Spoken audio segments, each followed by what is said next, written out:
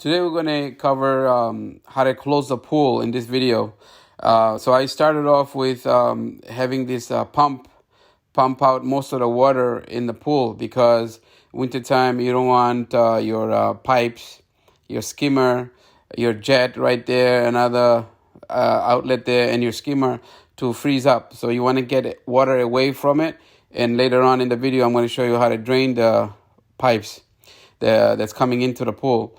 So, and you want to be below the skimmer. So what we did was, I had the pump running for a while, drained out most of the water because you don't want to drain it completely because this particular pool has lining. With no water, the lining would collapse. Lining would collapse on you. So we brought the water level down to where we want it to be below the input and the output of the water, as I showed earlier. And then I dropped the robot in to clean as much as I can. Remember that, even though you clean it, when you open up the pool, there's going to be some leaves in there still because somehow they creep in under the cover of the pool.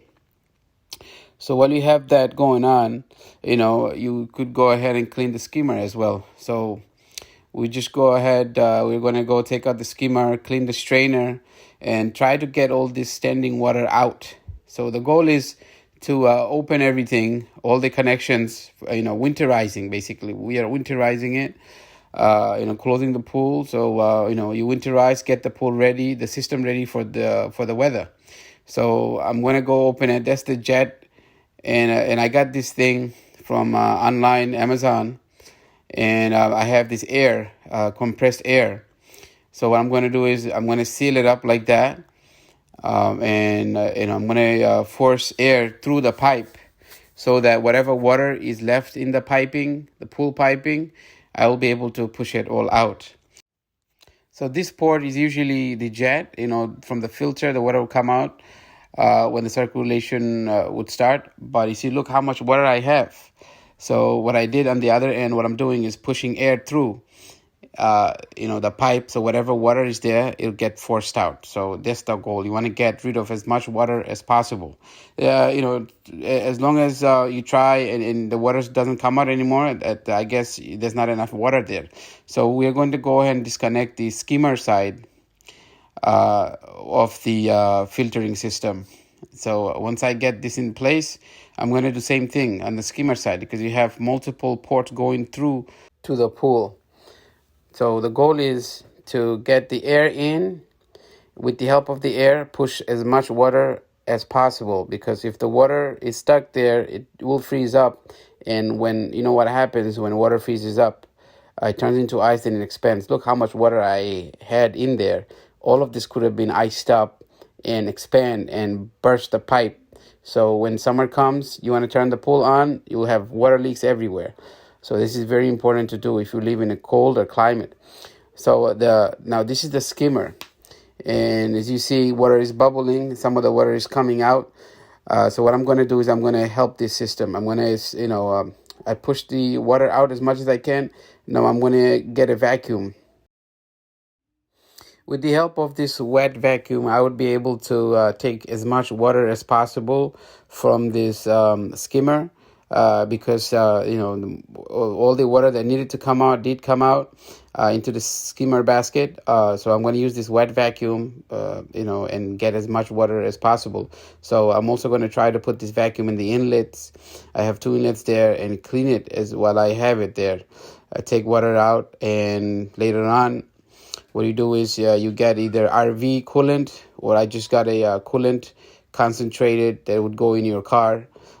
So what you have to do is you have to mix this. 50% is supposed to be water, another 50% is supposed to be coolant. So I'm going to be somewhere close to that. Why am I mixing this? Because it should, in case there are some water residue left, there's always going to be water there. We got most of it out. So I'm mixing the coolant, concentrated coolant with water, 50%, 50-50 or somewhere close to it. And then I'm going to do is I'm going to show you on this video, I'm going to pour it down the piping, starting from the filtering system.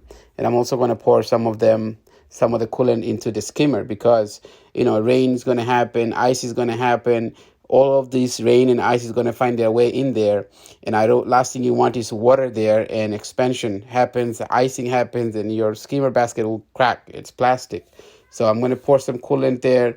So if that happens, coolant would maintain and prevent icing. So right now I'm plugging it in. I put the coolant in, as much coolant needed to go down there went there.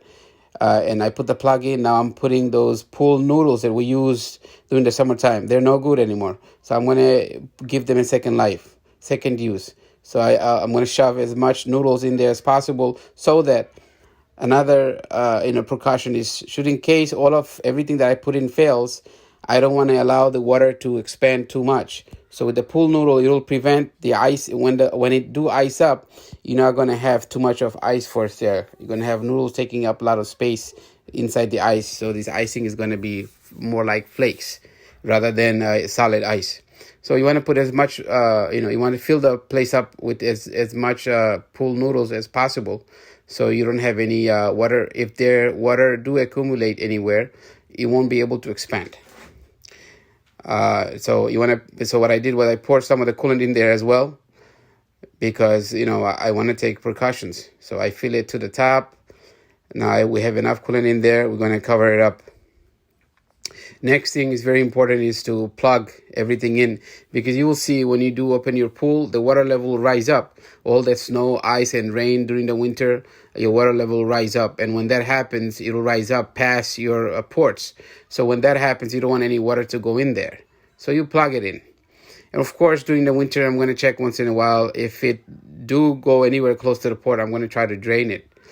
But if I don't get a chance, at least I'll have the plug in place, snug, tightly installed, so I don't have to worry about water getting into the system, because what could happen if the water do go in and it's icy cold outside.